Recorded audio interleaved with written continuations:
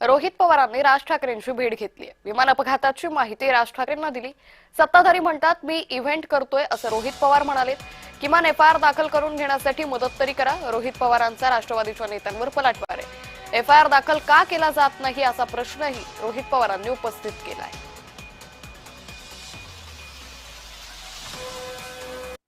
एकच प्रश्न केला की या महाराष्ट्रामध्ये एका व्यक्तीचा, एका मोठ्या नेत्याचा, महाराष्ट्राच्या देशाचा नागरिकाचा जर एफआयआरच होत नसेल तर ही अतिशय दुर्दैवी गोष्ट आहे। त्या बाबतीत ते काय भूमिका घेतील, कसं घेतील हे आपल्याला येत्या काळामध्ये त्या ठिकाणी कळेलच। त्यामुळे रोहित पवारांनी मनसे अध्यक्ष राज ठाकरेंची भेट घेतलेली आहे। विमान अपघाताची माहिती राज ठाकरेंना दिली असं रोहित पवार यावेळी म्हणाले।